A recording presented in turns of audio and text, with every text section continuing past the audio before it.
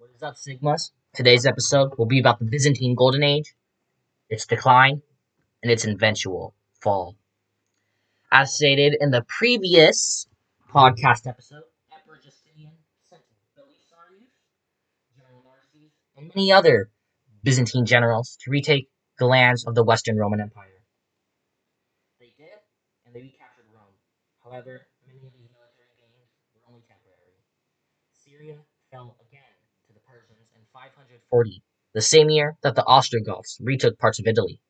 Rome was recaptured by the Ostrogoths in 546, and in 567 the Visigoths reconquered western Spain. After Justinian the Great, the next great Byzantine emperor was Heraclius.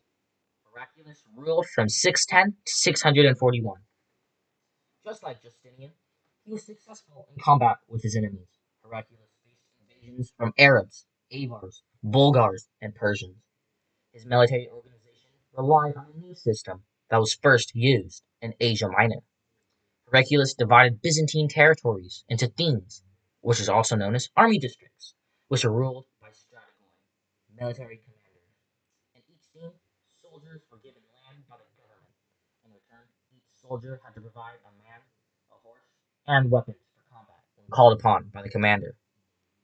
These themes provided the empire with an inexpensive native army and an independent class of farmers. Typically, the commander of a large theme governed around 10,000 men. Themes were further divided into two brigades, each of which had 5 regiments. Each regiment consisted of 5 companies. In the year 610, the same year that Heraclius took the throne, a man by the name of a man by the name of Muhammad began to preach to the Arabs a new religion other than Christianity. That religion became known as Islam. After the death of Muhammad in 632, rising Islamic forces threatened the Byzantine Empire.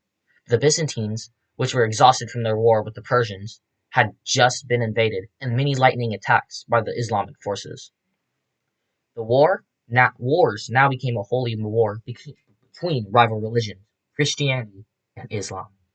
The Byzantine armies began to march behind icons, painted images of Christian holy figures like Jesus, Saint Peter, and the other apostles, and looked to these icons for protection in battle.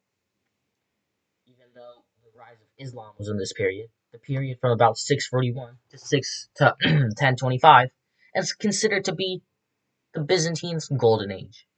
There were many advances in military strength, religious influence, and arts that made the Byzantines one of the most powerful forces in the world of the Middle Ages. The territories of this empire continued to change. Lands were lost to Islam in North Africa, Egypt, Palestine, and Syria. Arab forces besieged Constantinople 2 times, in 674 and again in 717. However, Constantinople was protected by Greek fire. Greek fire was created and used and mainly used, which was supposed to be used, in naval combat. They would cast fire at ships like a flamethrower, except this time they made it to where the fire was able to burn on water as well. Slavs and Bulgars threatened Byzantine holdings in the Balkans. Byzantine leaders were once again able to protect the empire. By the end of this period, the empire once again had far-flung frontiers and enormous wealth. Emperor Leo III, known as Isaurian, turned back Arab assaults on the Byzantines in 718 and 740.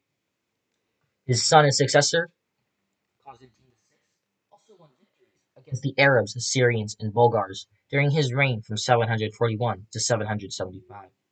In 745, Constantine reconquered Syria, and in the year 746, Cyprus. This era, from about 1025 to 1453, unfortunately witnessed the decline of the Byzantine Empire and its ultimate destruction. Loss of territory, internal discord, and defeats by the Crusaders were blows from which the empire could never recover. There were new enemies in this era too: the Seljuk Turks to the east and the north, and the Normans and Slavs to the west. In 1064, the Byzantines lost Belgrade to the Hungarians. In 1071, a Turkish victory at the Battle of Manzikert, now Malazgirt, ended Byzantine control in Asia Minor. Also in 1071, the Byzantines lost their last territory in Italy to Norman invaders. Internal, internal politics of the empire contributed to its growing weakness. Emperor Basil II, also known as the Bulgar Slayer, was sent to deal with the Bulgarians, which were also threatening Constantinople. There were many villages in Byzantium that were attacked and assaulted by the Bulgarians. Due to this, the emperor himself went out to go find them. He did, and he found an entire battalion, removed all their eyes, and made them walk back to their capital. Because of this, Basil II was known as the Bulgar Slayer. However, though, after the death of Basil II in 1025, 15 different emperors reigned in the period of 56 years until 1081. However, the rise of an emperor called Alexius I Komnenos to power in 1081 restored some stability to Constantinople. The Komnenos ruled for the next century until the year 1185. In 1054, the final schism between the churches of Rome, the Catholics, and the Constantinople, which is the Eastern Orthodox, occurred, led by Pope Leo and Cardinal Humbert, the papal legate to Constantinople. The Roman Church excommunicated the head of the Eastern Orthodox Church, Patriarch Michael Cerullius. By this time, the churches differed on a number of important doctrines, including the celibacy of clergy. The Crusaders, inspired by the Roman Catholic Church, undermined the power of the Byzantine Empire even further. In 1096, the First Crusade, it consisted of some 30,000 people, converged on Constantinople before going to the Holy Land to free it of its Arab Islamic domination. Emperor Alexius I provided supplies, but he failed to obtain a promise from them. A promise that said, whoever to the armies of the Crusaders that retake lands to return them to the Byzantine Empire. However, this was not the case, and the Crusader states were put up. The Crusaders, partially out of hostility towards the Eastern Orthodox Church, proceeded to raid Byzantine lands on their way to Palestine. Tensions between the Byzantine Empire and the Holy Roman Empire were further fueled when disagreements about trading rights in the Mediterranean Sea led to a war with Venice in 1171. There were many crusades after the first one, but the fourth was the worst for Byzantium, lasting from 1202 to 1204. Hostilities from Crusaders had reached to such a point that they invaded and sacked Constantinople. However, though, Constantinople was retaken by the Byzantines, but this was unfortunately their last triumph. In 1453, Sultan Mehmed II of the Ottoman Empire wanted to do what all his predecessors had failed at, taking Constantinople. There were many things that prevented his predecessors from taking the city. For example, the mighty Theodosian walls, where one look at them, just like Attila the Hun looked at them once and turned around his entire army away from Constantinople. But Mehmed had a trick up his sleeve. Earlier, in 1452, the Byzantines had a chance to purchase cannons, but unfortunately they were unable to. Due to this, the manufacturer Orban sold them to the Byzantines' rivals, the Ottomans. The Ottomans destroyed the Theodosian walls and entered the city. The Theodosian gate was supposed to be locked, but due to it being unlocked, the Ottomans had an easier time getting into the city. At this time, the Pope in Rome was thinking of the right time to send reinforcements, but was unfortunately too late. If the Theodosian gate was locked, those they still would have fought. They still would have fell, but only they would have survived for a few more hours. Those hours could have been vital for the survival of the Byzantine Empire. But unfortunately, the Ottomans captured Constantinople and they declared it their capital. They took many Christian buildings, like the most important one of all, the Hagia Sophia, the main church in all of Eastern Orthodox Christianity, and they turned it into a mosque, an imperial mosque. They removed many Christian icons and put up Muslim ones in their stead. They put Athanasius II, the Patriarch of Constantinople at this time, in the Hagia Irene, one of the few churches not to be converted into a mosque. The Church of the Holy Apostles, which housed the tombs of Byzantine emperors, just like Justinian, were torn down and replaced by mosques. The mosque that currently stands over the older grounds of the Church of the Holy Apostles is now called the Conqueror's Mosque.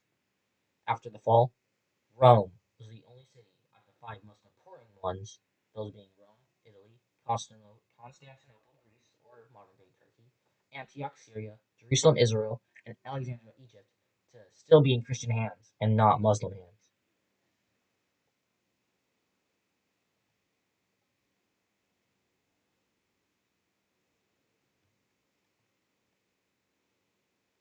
However, many things surprised the Byzantines. Even though the Ottomans had captured Constantinople and declared it their capital, they still agreed that the patriarchy to remain active in Constantinople. However, they tolerated Christians to a limited degree. The Byzantine emperor at the time, Constantine Pelagios, was the last emperor of the Byzantine Empire, and died during the Ottoman siege and capture of the city. But there's a legend that's held among Byzantine prophets or prophecies that say that emperor Constantine did not, in fact, die, but was turned to marble and cannot go to heaven until Greece reclaims the city of Constantinople. However, though, many scholars say that Constantine was probably beheaded by an Ottoman soldier. The after effects of the fall of Constantinople led to the Ottomans becoming a new power in the region. It signaled the end of the Byzantine Empire, a civilization that has preserved and transmitted classical knowledge and culture for many, many centuries. Constantinople's fall also disrupted traditional overland trade routes, like the Silk Road, leading European powers to seek alternative sea routes, thus sparking the Age of Exploration. Many Byzantine scholars and intellectuals fled to Western Europe, to other Christian lands after the fall of Constantinople, bringing with them knowledge, art, and manuscripts that fueled the era known as the Renaissance. The fall of Constantinople also marked a shift in political power. The fall of Constantinople had a profound impact on the Christian world, with the Ottoman Empire being seen as a significant victory for the Islamic world. The Crusades, one of the main reasons that Constantinople fell, was due to the Fourth Crusade. That reason was one of the reasons why they fell. Constantinople was sacked, and they never recovered from that. Also, back in the 55-day siege in 1453, on the last final days of Constantinople, above the most important church, the Hagia Sophia, there was a lightning storm that hit it once and many times. Due to this, Mehmed II considered that Allah was abandoning the Byzantines because they knew that Islam was the correct religion. But many Byzantines thought that the Mother Mary, never wanting to see her city being destroyed, fled. The siege of Constantinople showcased the power of gunpowder weapons, paving the way for advancements in military technology and warfare.